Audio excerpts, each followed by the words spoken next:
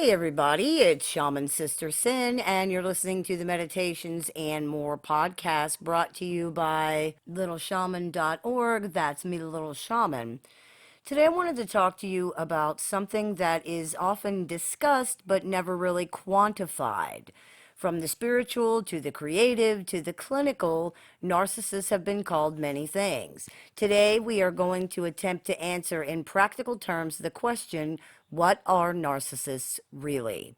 It's no easy task to explain the narcissistic personality. The most difficult part is trying to concretize and make tangible something for which people have no real framework to understand.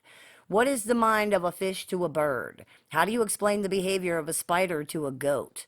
There's no real ability to create any understanding between these two things, and it's not really the fault of either one of them. It's just too different.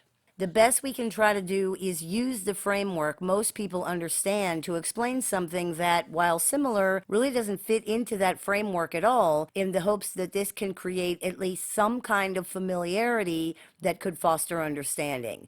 The biggest hurdle to this is often that in some ways, narcissists aren't really that different from everybody else. But in some ways, they are very different, and these things are important to understand because they impact all of your interactions with this person, and they always will.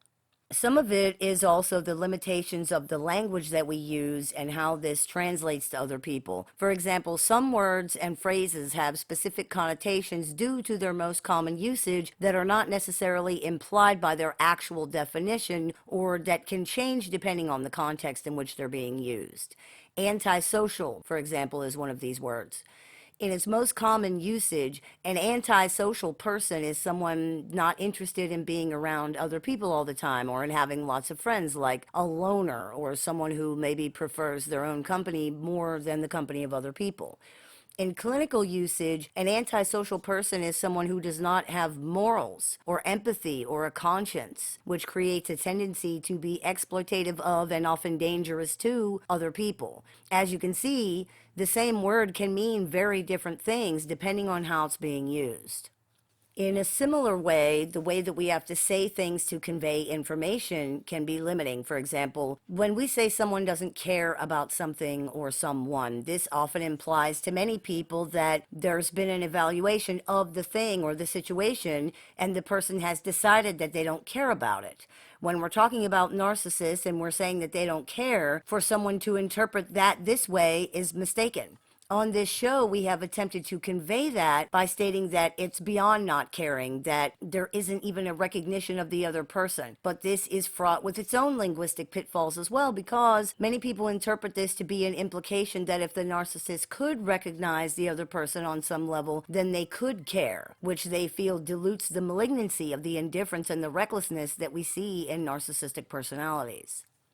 People often interpret these statements to imply ignorance on the narcissist's part, and they do, in a manner of speaking, but not the sort of innocent, simple variety of ignorance that people usually seem to be talking about. This is a deep, fundamental perception flaw that cannot be corrected. This is beyond not caring, beyond not knowing, beyond not seeing.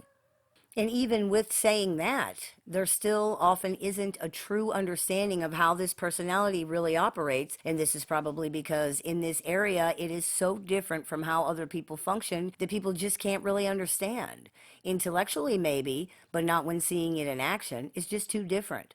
This is not caring because of not knowing, and not knowing because of not seeing, and not seeing because of not being able to understand that anything exists except themselves. It's not simple ignorance. It isn't even intentional in the sense that they've recognized you as a fellow human being, evaluated your worth, and decided that you don't have any, so therefore they don't care. None of that even happens at all with narcissistic personalities. There's no understanding of other people as human beings, therefore no recognition of their rights, needs, wants, feelings, opinions, beliefs, or anything else.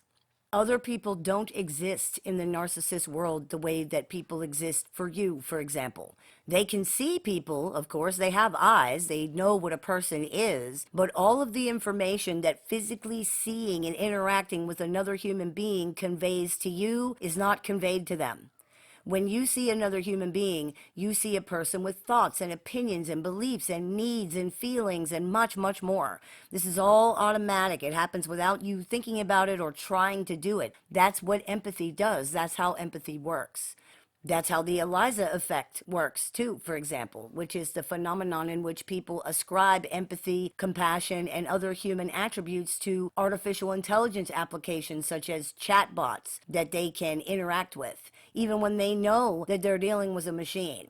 These assumptions and ascriptions are automatic, more than automatic, in fact. Studies have shown that they are not only unconscious, but they're unavoidable. It appears to happen the same way for narcissists, except theirs is the opposite. You see another human being and all of what that implies and means to you. Narcissists don't see what you see. This information is not available to them because of their dysfunction, and this is the part that people don't seem to understand. As we said, this also happens automatically and without them thinking about it. Just like you would have to make a purposeful effort to dismiss your understanding of people's feelings, needs, wants, rights, and decide to act as if you don't care about these things, they would also have to do the same thing. And just like for you, acting is all it would be. You would not be able to legitimately force yourself to stop caring or considering these things any more than they can somehow force themselves to care or to consider. This is what not having empathy is. This is what it does. Narcissists do not and genuinely cannot see you the way that you see them. They won't ever be able to do that, and it will influence their behavior toward you and everybody else they encounter for their entire lives. This doesn't mean they're somehow excused for their behavior, by the way. It just explains why it happens. It's important to understand, too, that this is not somehow better or less harmful than them deciding others are not worth anything and therefore deserve to be treated badly. It's actually worse because it means that others don't even have any value to evaluate. They are automatically seen this way by narcissists no matter what, and it doesn't change. Narcissists are not capable of making different assessments here, and they wouldn't see any reason to do so anyway. If they cannot see your needs, your wants, feelings, or anything else, why would they think it was necessary to consider these things? This is part of the reason why people are accused of ignoring or refusing to consider the narcissist's needs just for even having any of their own. To narcissists, it just looks like an excuse. It's the same sort of thing when we say things like the narcissist's needs are most important or they're the only person who matters. This can sound to some people like there's some kind of consideration or at the very least a recognition of the objective reality that other people actually have needs in the first place. There's not. The reason the narcissist's needs are the only ones that matter is because they're the only ones that exist as far as this person is aware. You asking them to consider your needs is viewed as an excuse to screw them over somehow or as a way for you to ignore their needs. That's it. They can only see, interpret, and understand anything insofar as how the things affect them. This is really, really important to understand because it underscores the futility of trying to get through to these personalities or trying to get them to recognize something outside of themselves. If they are pathologically narcissistic, they don't have this capability, period. What many people interpret as narcissists, quote unquote, playing dumb in this area is often the narcissist's legitimate inability to see what the other person sees. They don't see what you see. There is a supreme selfishness and self-focus here, so total and all-encompassing that there's not even an ability to see the selfishness and self-focus. It's too big to see. It's like trying to look at the earth while you're standing on it. People often claim that narcissists can be compassionate or considerate when they want to be, but it's important to consider how good these personalities are at mimicry. They have to be, it's how they survive. The reality is that even when they're trying to come across as considerate, compassionate, empathetic, or anything else that involves a true and real understanding of other people and how they feel, any probing below the sort of surface level platitudes usually reveals almost immediately that there's no real understanding here at all. It isn't real compassion or consideration. It's a basic approximation of these things that does not stand up to scrutiny. As you probably already know, though, this is likely to result in an argument, so be warned. Narcissists are very afraid that their mimicry will be exposed and they will be revealed as the pretenders they generally really are. So questions are often viewed as hostile, prying, even threatening. They are afraid questioning will reveal exactly what it so often does, that they are simply mimicking or otherwise acting a large amount of the time. Perhaps that is the closest thing to a definitive response for the question, what are narcissists really? Beyond the arguably truest definition that what they really are is children in adult bodies, narcissists are actors, performers in both the strictest and broadest sense of the word.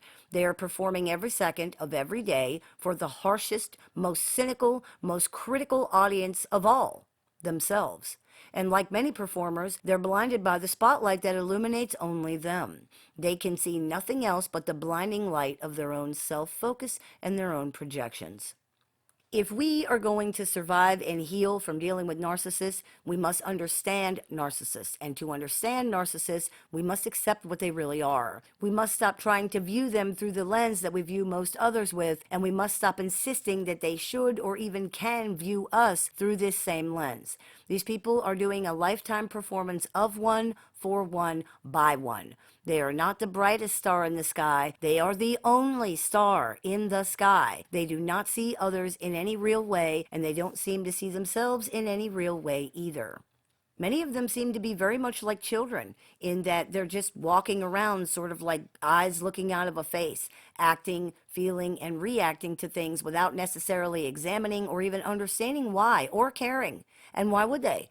Theirs is an unexamined, largely unconscious life lived on autopilot, where the only things that matter are how they feel and what they want, and even these things they have little interest in exploring or insight into how they work and why they happen. It just doesn't occur to them, and very likely wouldn't matter if it did. They're just reacting to things. I do, I have, I want, I feel. And even saying it like this almost implies too much cognition on the part of so many narcissists.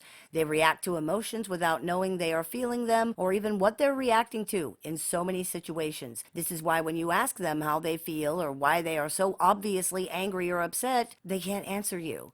They don't know, and they don't care. They just know that they are, and that's enough. That's almost too much. And that is maybe the biggest takeaway from the question of what narcissists really are. The answer lies in recognizing what they're not. In a very real way, there's nothing here. There's no truly deeper motive, nothing to understand or figure out once you understand that. This is a person who has not even met themselves on any level, let alone met you or anybody else. You can find a lot of meaning and depth in your experiences with narcissists, but very little in narcissists themselves. You have a very human desire to find meaning and depth in things. Don't let that fool you into seeing it when it's not there. I hope this clears a few things up for you. As always, I look forward to your comments, questions, and suggestions, so please keep those coming. I take appointments online, over the phone, via text, via messenger, via email, and through Skype worldwide. So if you're interested in speaking with me one-on-one, you can visit littleshaman.org to do that. I teach workshops, seminars, and clinics throughout the year, so if you're interested in seeing what we're offering this month, you can visit littleshaman.org to do that. And if you are interested in joining our support group with weekly support meetings, access to exclusive content, and more, you can visit littleshaman.org to do that as well. You've been listening to the Meditations and More podcast brought to you by littleshaman.org. That's me, Little Shaman. May the Great Spirit bless you. Have a beautiful day.